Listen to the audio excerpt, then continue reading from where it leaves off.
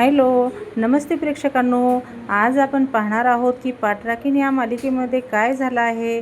तर प्राजक्ता आणि भाग्या झोपाळ्यावर बसलेल्या असतात आणि भाग्या झोपाळ्यावर बसते आणि प्राजक्ता झोका देत असते आणि भाग्या म्हणत असते, आज वटपौर्णिमा आहे ना, असं म्हणते आणि पुढच्या वर्षी मी रोहनसाठी वडाची पूजा करताना दिसेल. पण लग्न झाल्यानंतर आम्ही बेंगलोरला जाणार, तिकडे वडाची पूजा होत असेल का गं? म्हणजे वडाच्या झाडाला पार असतो आपल्याकडे, सिमिरल अशी एखादी जागा असते का तिकडे, असं भाग्या म्हणत असते. आणि तेवढ्यात येते सायली आणि म्हणते, सौभाग्याची पूजा करायला जागा नाही तर इच्छा लागते. आणि ती वाण घेऊन आलेली असते आणि मग सायली ताई म्हणून भाग्या पुढे जाते आणि सायली म्हणते, सौभाग्याची इच्छा असेल तर काय? भाग्या म्हणते, कशी आहेस तू? सायली म्हणते, तुम्हा दोघींना भेटली ना आणखीन छान वाटतं. म्हणजे तुम्ही दोघी अशा नेहमी एकत्र असताना जगातल्या सगळ्यात बहिणी अशा असतील ना, तर येणारं संकट पण 10 वेळा विचार करेल. आणि मग सायली म्हणते, आणि मग आता म्हणते, बरं तुम्हाला भेटायला यायचं कारण वेगळंच आहे. माझं खूप महत्त्वाचं काम होतं तुमच्याकडे. आज ना वटपौर्णिमा आहे आणि मला खूप आनंद दिला, हे सौभाग्याचं वाण द्यायचं आहे आनंदीला. पण काही कारणामुळे मला तिला भेटता येणार नाही. तुम्ही नेऊन द्याल का तिला हे वाण? भाग्या म्हणते, हो देऊ ना. प्राजक्ता म्हणते, आनंदीचं तर हल्लीच लग्न झालं आहे ना. सायली म्हणते, आनंदीला दृष्टी नाही, पण ते म्हणतात ना, सौभाग्याचं व्रत करायला दृष्टी नाही तर निष्ठा असावी लागते.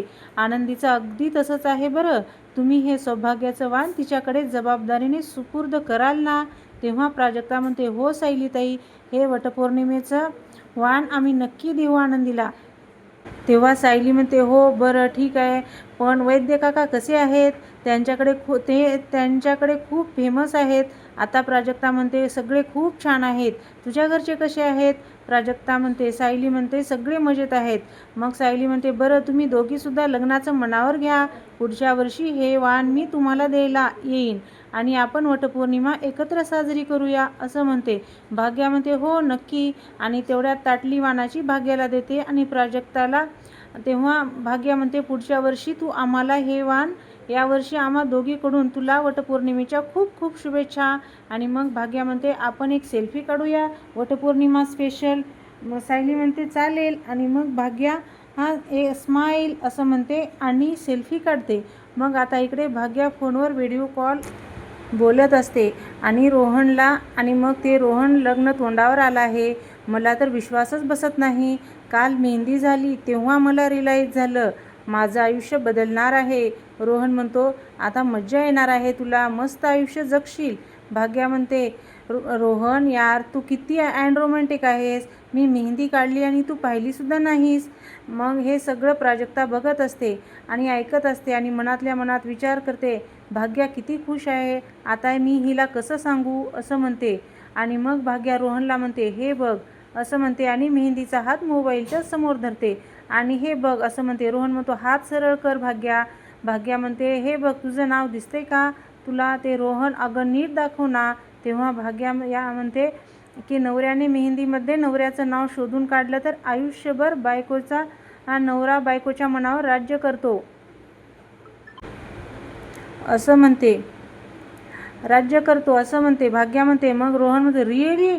तेव्हा भाग्या म्हणते, प्राजू इकडे ना प्राजू म्हणते, नाही नको.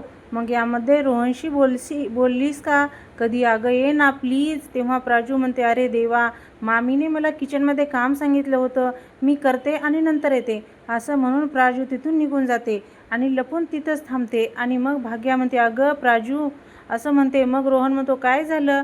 तेव्हा भाग्या म्हणते, काही नाही सोड. आणि मग प्राजू लपून सगळं ऐकत असते. आणि मग तेव्हा भाग्या रोहनला म्हणते, तू नक्की घेशील ना माझी काळजी? बघ हां, मी सगळं घरदार सोडून येते. तेव्हा रोहन म्हणतो, डोंट वरी डार्लिंग, राणीसारखा ठेवीन तुला, बघ म्हणतो. आणि मग भाग्या इकडे हसत असते आणि प्राजू लपून सगळं बघत असते आणि मनातल्या मनात म्हणत असते, भाग्या एवढी आनंदात आहे, तिला हे सत्य कसं सांगू, असं म्हणून विचार करते. आणि मग आता इकडे कौस्तुभ आणि तृप्ती येतात आणि तृप्ती ही कौस्तुभच्या मागेच लागलेली असते. फॉरेन ट्रिप कधी काढायची असं म्हणते. आणि कौस्तुभच्या मागे ती लागलेली असते, काढ ना तिकीट, काढ ना तिकीट. कौस्तुभ म्हणतो सांगितलं ना जाऊ. मग तृप्ती म्हणते मी काय म्हणले की जाऊया असं म्हणतो आणि बहिणीचे एवढे लाड करतोय, बायकोचे कधी करणार आहेस, असं माझं काही महत्त्व आहे की नाही असं तृप्ती म्हणते. तेव्हा तो आहे ना, काय तू पण असं म्हणतो आणि मग तेवढ्यात आई आवाज देत असते. तेव्हा कौस्तुभ म्हणून लगेच तृप्ती म्हणते बहिणी गेल्या लगेच आई आल्या, जा जा श्रावण बाळ सेवा करायला जा असं म्हणते. कौस्तुभ म्हणतो हो आई. आई म्हणते कौस्तुभ मला माहिती आहे लग्नाच्या तयारीमध्ये तुला अजिबात वेळ नाही आहे, पण एक महत्त्वाचं काम आहे आणि ते तुला करायचं आहे. कौस्तुभ बोल. नाही. तेव्हा कौस्तुभ म्हणतो, कौस्तुभची आई म्हणते रोहनराव आणि रोहनरावाची फॅमिली यांची तुला चौकशी करायची आहे आणि खास करून रोहनरावांची आई सुवर्णाताई, त्या कशा आहेत, त्यांचा स्वभाव कसा आहे. तेव्हा तृप्ती म्हणते काय. तेव्हा कौस्तुभ म्हणतो आई बरी आहेस ना तू, लग्न तोंडावर आहे आणि ही सगळी चौकशी करायची तर ती लग्नाच्या आधी. आई हे बघ मला ती माणसं चांगले वाटतात, पैसेवाले आहेत आणि सगळं चांगलं आहे, टेन्शन घेऊ नको. तेव्हा आई म्हणते पैसे जास्त आहेत याचा अर्थ माणसंसुद्धा चांगले आहेत असं नसतं आणि हे बघ बघायला काय सगळेच चांगले वाटतात आणि पाहिले ना पैशाच्या बाबतीत कसे एक ना एक पैसा मोजून घेतले ते. तेव्हा कौस्तुभ म्हणतो आई अगं एवढं तर चालतं गं. तेव्हा तृप्ती म्हणते हो ना, तेवढे त्यात आपली मुलीची बाजू म्हणजे पडती बाजू. तेव्हा आई म्हणते मुलीची बाजू म्हणजे पडती बाजू कोणीच ठरवलं, माझी मुलगी मला जड नाही झाली. आणि कौस्तुभला म्हणते खूप लाडात वाढवली आहे मी तिला सगळं सोडून त्यांच्याकडे जाणार आहे, तिथं ती सुखी असली पाहिजे आणि यासाठी ही सगळी चौकशी. कौस्तुभ म्हणतो आई हे अरेंज मॅरेज आहे, लव्ह मॅरेज असते ना तर गोष्ट वेगळी होती. आता आमच्या लग्नाच्या वेळी सर्व काही मीच काही ठरवलं होतं, तेव्हा तू किती चिडली होतीस. चान्स मिळतोय आता नवरीची आई म्हणून मिरवायला. आई म्हणते तुला जेवढं सांगितलं ना तेवढं करायचं, कळलं. तेव्हा कौस्तुभ म्हणतो हो कळलं आणि आता या एरियामध्ये माझे 2-3 मित्र आहेत, त्यांच्याकडून मी चौकशी करून घेतो. ठीक आहे आले असं म्हणतो आणि तो निघून जातो. मग आता तृप्ती तर काय हात वर करते आणि मग इकडे की अजून रोहनला फोनवर भाग्य अजून बोलत बसलेली असते. ओके बाय, ठेवते मी फोन असं भाग्या म्हणते आणि रोहनसुद्धा बाय म्हणून फोन ठेवतो. आणि मग आता प्राजक्ता तिथे लपून बसलेली असते म्हणजे उभा टाकलेली असते आणि ती आता आतमध्ये जाते. तेव्हा भाग्या म्हणते प्राजू रोहनशी बोललीसुद्धा नाहीस तू, मला तुमचं बोलणं करून द्यायचं होतं. बघण्याच्या कार्यक्रमामध्ये साखरपुड्यामध्ये तुमची भेट झाली नाही. प्राजू म्हणते सॉरी अगं मला काम होतं. भाग्या म्हणते काम होतं अगं, तुझं आणि रोहनचं बोलणं नाही झालं, तू काय तुझ्या होणाऱ्या जिजूला डायरेक्ट लग्नात भेटणार आहेस का. प्राजू म्हणते मला तुला काहीतरी सांगायचं आहे, मी ना खरंच मूर्ख आहे, उगाच टेन्शन घेते. तू म्हणाली होती ते बरोबर होतं, थोडा वेळ जाईल तसं आणि मी आणि रोहन एकमेकांना ओळखायला लागू, व्यवस्थित बोलायला लागू आणि तसंच होते. मीच ओव्हरथिंक करत होते, टेन्शनच्या नानाची टांग असं भाग्या म्हणते. आणि प्राजू तू खूप चांगला आहे गं आणि थोडा रोमॅन्टिक पण आहे. म्हणजे मी त्याला सांगितले की माझ्या हाताला मेहंदी लागली होती म्हणून मी काल नीट जेवले नाही, तर तो म्हणाला मला सांगायचं ना मी आलो असतो मग भरवायला. प्राजू आधी नाही हे सगळं मला क्रेज वाटत होतं, आता ना कोणीतरी आपल्याला एवढं प्रेमाने आपल्याबद्दल एवढा विचार करतं तेव्हा खरंच भारी वाटतं यार. प्राजू खरंच थँक्यू. मला तो दिवस आठवतो जेव्हा रोहनचं स्थळ आलं होतं आणि मी सरळ नकार देऊन मोकळी झाले होते, पण तुला कन्व्हिन्स केलं होतंस बघण्याच्या कार्यक्रमासाठी. प्राजू तू होतीस म्हणून आम्ही भेटलो, तुझ्यामुळे आमचं लग्न होते, तुला आवडणार नाही पण खरंच थँक्यू असं भाग्या म्हणते आणि भाग्या प्राजक्ताला मिठी मारते. तेव्हा प्राजक्तासुद्धा म्हणते भाग्या मी चुकले गं, आता वाटतंय कदाचित तू रोहनला भेटली नसतीस तर बरं झालं असतं. तू एवढी आनंदात आहेस, तुला रोहनच्या आईबद्दल कसं सांगू मी. आणि बाकी म्हणते आणि काय झालं तू का बोलत नाही आहेस. प्राजक्ता म्हणते नाही मी आले चेंज करून येते. तेव्हा भाग्या म्हणते नाही असं म्हणते. भाग्या म्हणते माझी मेहंदी होती काल आणि तुझे हात कोरे आहेत, हे चल हे बघ असं भाग्या म्हणते आणि तिला बसवते आणि मेहंदी घेऊन स्वतःच्या हाताने तिच्या हातावर मेहंदी काढत असते. मला माहीत होतं अख्ख्या मेहंदीच्या कार्यक्रमामध्ये तू काम करत राहशील आणि तुझे हात कोरेच राहतील, पण तुझी ही बहीण तुझे हात कोरे राहू देईल तर ना, असं भाग्या म्हणते. आणि तिचा हात घेते आणि स्वतः मेहंदी काढत असते आणि म्हणते, काय प्राजक्ता तिच्याकडे बघत असते. भाग्या म्हणते, काय लकी आहेस तू, नवरी मुलगी स्वतः कलवरीच्या हातावर मेहंदी काढते. मला जशी जमते ना तशी मेहंदी काढते हं प्राजू. आता माझे काही शेवटचे तास उरले आहेत या घरात, नंतर माझं आयुष्यच वेगळं असेल. मला हे शेवटचे काही तास खूप आनंदात जगायचे आहेत. थांब, रोहनला तुझी मेहंदी दाखवूया, असं म्हणते आणि मोबाईल आणते आणि म्हणते, ॲक्च्युली नको, पहिलं ना आपण साखरपाणी लावूया, मस्त रंगेल तुझी मेहंदी, असं म्हणते. आणि मग मोबाईल तिथेच ठेवलेला असतो आणि मग प्राजक्ता मोबाईलकडे बघते आणि रोहनचा नंबर घेते. मग आता संध्याकाळ होते आणि मग इकडे आता सूर्यवंशीचा घरचा सीन दाखवलेला आहे. आरव आणि आलोक रूममध्ये असतात. आरव बॉल खेळत असतो आणि गाणं म्हणत असतो, म्हणजे गुणगुणत असतो. तेव्हा आलोक म्हणतो, तुला नाही वाटत नको त्या गोष्टी तुझा वेळ घालवतोस ते? मग आरव म्हणतो, म्हणजे? तेव्हा आलोक म्हणतो, त्या भाग्यश्रीचं वॉलेट रिटर्न करायचं होतं तर आपल्या ड्रायव्हर काकाकडे पाठवून द्यायचं होतं, स्वतःला जायची काय गरज होती? आरव म्हणतो, मला भेटायचंच होतं रे तिला. अरे खूप कमाल मुलगी आहे ती, डॅशिंग, काहीतरी स्पेशल आहे तिच्यामध्ये, आणि म्हणून मला स्वतः तिला वॉलेट परत करायला जायचं होतं, पण अनफॉर्च्युनेटली ती एंगेज आहे. माझं काही होऊ शकत नाही. मला सांग, तुझा काय विचार आहे लग्नाचा, असं आलोकला आरव विचारतो. तू कधी करणार आहेस लग्न? काहीतरी विचार केला असशील ना? एक सेकंड, तू एखादी गर्लफ्रेंड वगैरे पटवलीस का?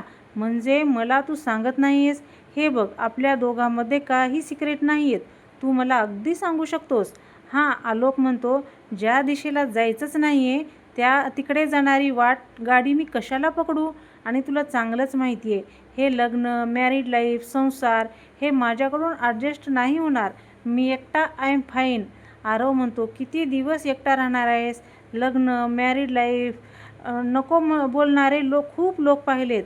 मला सांग, तुला खरंच नाही वाटत कोणीतरी आपलं असावं जो आपल्यावर प्रेम करेल, आपलं आयुष्य बनेल? कमॉन दादा, I think is good thing of marriage. तू लग्नाचा विचार केला पाहिजेस. आलोक म्हणतो, मी लग्नाचा विचार करणार नाही, विषय संपला. आलोक म्हणतो, आणि मग आलोक तिथून निघून जातो आणि मग आरवसुद्धा त्याच्या पाठीमागं जातो. दादा दादा असं म्हणत जात असतो.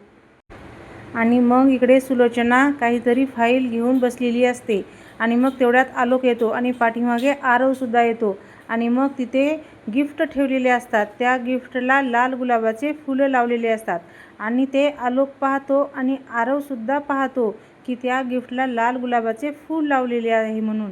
आणि मग आरव म्हणतो, लाल गुलाबाची फुलं इथं कशी आली?